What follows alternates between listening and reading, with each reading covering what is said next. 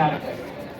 लेकिन दूसरी तरफ नीतिकारों ने कहा अत्यंत कोपः कटुका जवानी दरिद्रता च स्वजनेषु वैरम नीच प्रसंगः कुलहीन सेवा चिन्हानि देहि नरकस्थितानाम।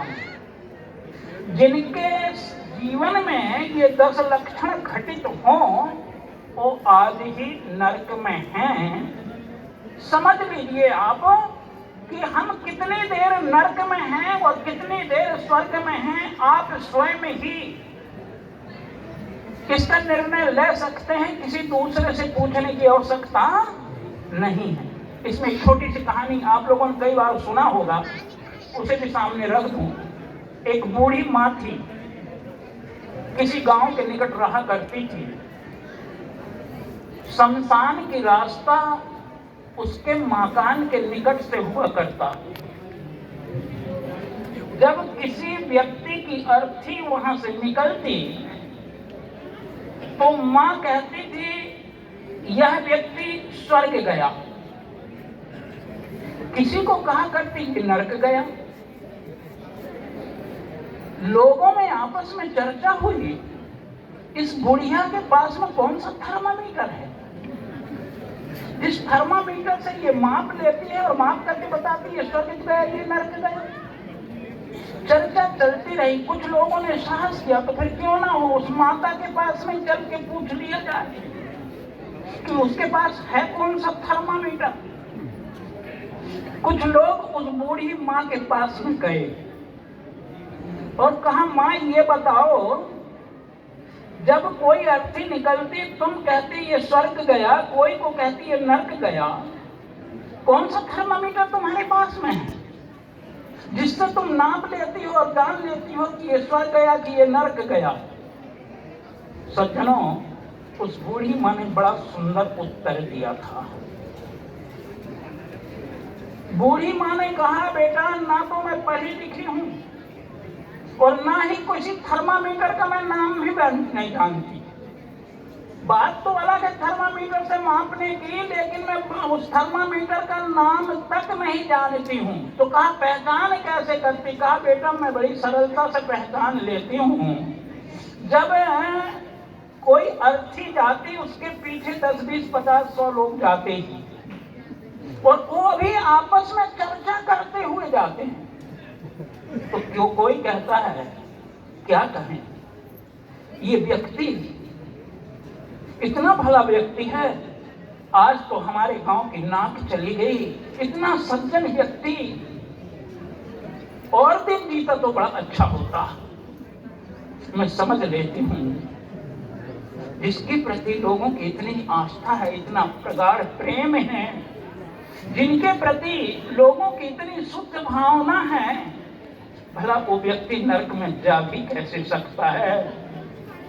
मित्रों, दूसरे तरफ बुढ़िया कहती है मैं सुनती हूं कि अच्छा हुआ ये व्यक्ति कम से कम गांव का कांटा तो निकल गया। अरे भाई ये तो हमारे चाचा लगते थे इसलिए इसके अर्थी में भी आ गए, नहीं हम अर्थी में भी आने के काबिल नहीं था, ये तो कलंक था गांव का। और जब ऐसा सुनती हूं तो समझ लेती हूं ये व्यक्ति जब आज ही नरक में था तो कल इसका स्वर्ग संभव नहीं। मित्रों, ये बुढ़िया की कहानी नहीं है, किसी अर्थी की कहानी नहीं है, ये कहानी हमारी और आपकी है। जब तक हमारा मन गंदा है, मन में विषयांतक बातें चल रही है, मन में दूसरों के प्रति हमारी भावनाएं विकृत हैं, समझ लो हम नरक में बैठे हैं। जब हमारे मन में दूसरों के प्रति श्रद्धा, दूसरे के प्रति भाव हो, समझ लेना चाहिए कि हम स्वर्ग में हैं। मुझे श्री अभिलाष साहब जी की एक श्रुति बड़ी याद आती है, कई बार मैं कहता भी हूँ। श्री अभिलाष साहब जी कहा करते थे, अगर आपके पिता ने धान की खेती करी, उस धान में कुछ घास हो गया, उन्होंने निराई भी की उसकी, लेकिन कुछ घास अभी छूट गया। अगर उस घास को श्रद्धा अतिरेक में जाकर के हम ये कहें कि ये धान है, घास है ही नहीं, ये भी हमारी एक मूर्खता होगी। और यदि हम ये कहें कि हमारे पूर्वज बड़े बेवकूफ थे, इतना घास छोड़ दिया, तो हमारी मूर्खता ही जाहिर होगी, उन पूर्वजों की नहीं। ठीक इसी प्रकार करना क्या होगा, उस घास, उस धान में से जो घास बची है, उस घास को हम निकाल के साफ करते हैं। यही हमारा कर्तव्य है। प्रिय बंधुओं, सदगुरु कबीर ने 5000 वर्षों की जड़ को हिला करके रख दिया है विवेक के कारण से। वेदों की, शास्त्रों की उन्होंने जड़ को हिला दिया।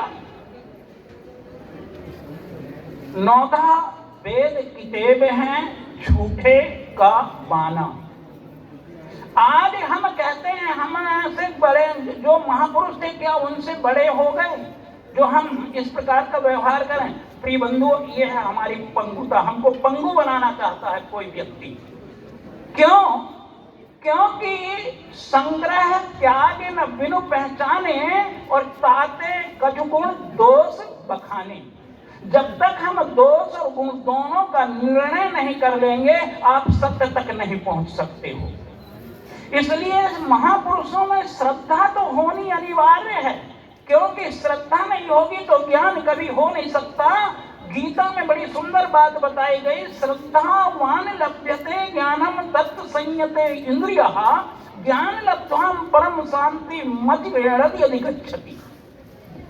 इसलिए विवेक का सहारा आपको लेना पड़ेगा, छानबीन आपको करनी पड़ेगी। मानसकार गोस्वामी जी ने ये भी कहा, जड़ चेतन गुण दोषमय विश्व कीन करतार संत हंस गुण गहाई पय परिहरि वारी विकार। जड़ और चेतन दोनों मिश्रित हैं। आपको विकार और समझिए साकार दोनों हैं। विवेक करना पड़ेगा। प्राकृत्य पुरुषम चैव विद्यानादि उभवपि गुणांश्च विकारांश्च प्राकृति ही संभवा। गुण और दोष दोनों प्रकृति में हैं, लेकिन आपको लेना क्या है? अगर आपको ये छानबीन करने की आप में साहस नहीं है, छानबीन करने के आपका में हिम्मत नहीं है, तो आप सत्य तक नहीं पहुंच सकते हो। और सत्य तक अगर आप नहीं पहुंचते हो तो गीता कहती है आपको शांति की उपलब्धि भी नहीं हो सकती है। एक बड़ा सुंदर वाक्य है गांधी जी का, मित्रों, याद आता है। शांति की बड़ी बहन का नाम है क्रांति। जीवन में यदि क्रांति नहीं तो शांति कभी तुम्हें प्राप्त हो सकती नहीं है। इसलिए क्रांति तो करना, लेकिन कौन सी क्रांति करना? क्रांति का तात्पर्य ये नहीं कि किसी का सिर फोड़ देना, किसी को गाली गलौज कर देना। क्रांति का तात्पर्य है यथार्थ बात को समझ लेना, निर्णय की बात को समझ लेना, और निर्णय की बात को समझ करके जहां निर्णय ना हुआ हो उस निर्णय की बात को निर्णय करके अपने हृदय में धारण कर लेना। और हृदय में धारण करेंगे तभी हमारा जीवन का उद्धार होगा। जब तक हम इस प्रकार का विवेक अपने हृदय में नहीं लाएंगे, हमारा कल्याण कभी नहीं हो सकता। इसलिए महापुरुषों ने कहा, अत्यंत कोपः, जो बात बात में क्रोध करता हो, कटुकाच वाणी, वाणी में जिसके कटुकता हो। सतगुरु कबीर ने कहा, मधुर वचन है और कटुक वचन है तीर। इसलिए वाणी मधुर हो। और मधुर वाणी किसका लक्षण था? देवता का। कल मैंने बताया था 4 लक्षण। मधुरा च वाणी ज्ञान प्रसंगा देवा अर्पणांश्च पितृतर्पणांश्च। तो कटुका च वाणी दरिद्रता का, जिसके मन में कितना धन क्यों ना हो जाए, लेकिन दरिद्र हमेशा उसके मन में दरिद्रता ही बनी रह जाए, ऐसा व्यक्ति भी नरकगामी है। वो सेठ की कहानी आप लोगों ने सुना होगा। मुनीम से पूछा सेठ ने, कहा ये बताओ कि मेरे पास में कितना धन है। मुनीम ने गणित किया और मुनीम ने कहा, महाराज अगर 50 वर्ष की एक पीढ़ी लगा ली जाए तो ऐसे 11 पीढ़ी तक आपके लोग बैठे बैठे खाने लोग, इतना धन है। सेठ ने कहा, हो 11 पीढ़ी तक, मेरी 12वीं पीढ़ी का क्या होगा? मेरी 12वीं पीढ़ी क्या खाएगी? उसने कहा कोई बात नहीं, चलो कोई बात नहीं, 12वीं पीढ़ी के लिए बचाने के लिए कुछ तो करना पड़ेगा। चलो एक दिन धान की भूसी जो होती है ना, वो कहा कि चलो धान की भूसी खा करके हम निर्वाह कर लेंगे तो हमारी 12वीं पीढ़ी के लिए कुछ तो हो जाएगा। और जैसे धान की भूसी उन्होंने फाका, तो आप जानते हैं धान की भूसी कैसी होती है, फंस गई गले में धान की भूसी, और फंसे ही क्या, सेठ जी के प्राणांत हो जाते हैं।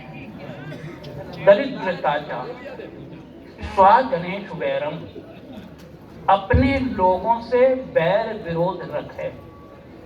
शार्ट में ले रहा हूं, विश्लेषण ना कर पाऊंगा, बहुत शार्ट में इसके शब्द आपको ले रहा हूं। स्वजनेषु वैरम नीच प्रसंगः, नीचों का संग साथ करता हो, क्योंकि जैसा करे संग और वैसा लगे रंग। इसलिए नीचों का संग करें हम, शराबी कबाबी झगड़ालू ईर्षालु लोगों का संग करेंगे कैसा होगा? वैसे ही तो बनेंगे। आप शराबी के पास में बैठिए, पिए मत, लेकिन धीरे धीरे आप शराबी बन जाएंगे। सैंट के वाले के पास में आप बैठिए, सैंट भले ही ना भी खरीदे आप, लेकिन सुगंध आपको मिल जाएगी। ठीक इसी प्रकार कुसंगत और सत्संग का प्रभाव हमारे जीवन में पड़ता है, और वही कुसंग और सत्संग ही दूसरे शब्दों में कहें तो स्वर्ग और नरक है। इसके अलावा कोई दूसरा स्वर्ग और नरक दुनिया में है ही नहीं। जिसे लोगों ने हमें भय दिया, नरक का भय दिया और स्वर्ग का प्रलोभन दिया। इसलिए मित्रों, बड़े सौभाग्य की बात है, आज हमें मनुष्य का शरीर मिला है। और मनुष्य का शरीर क्यों मिला है?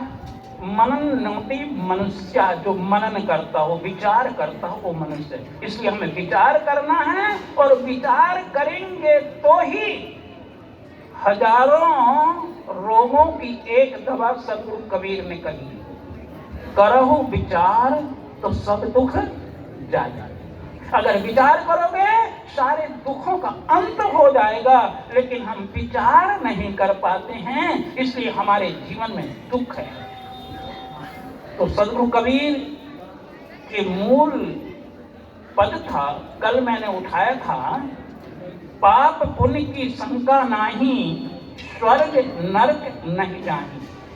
मुझे पाप पुण्य की शंका नहीं है, स्वर्ग नरक में कभी जा नहीं सकता हूं। इसलिए और लोगों ने भय या प्रलोभन दिया, लेकिन सदगुरु कबीर एक ऐसे दुनिया में महापुरुष हुए हैं जिन्होंने निर्भय पद दिया है, अभय पद दिया है, और बिना अभय पद का आपका कल्याण होना संभव नहीं है। इसलिए साहेब कबीर अभय पद दाता सदगुरु पूर्ण साहेब, सदगुरु कबीर अभय पद को देने वाले हैं। इसलिए हम सदगुरु कबीर की वाणियों को आत्मसात करें, तभी हमारा जीवन सुलभ और साकार जीवन होगा।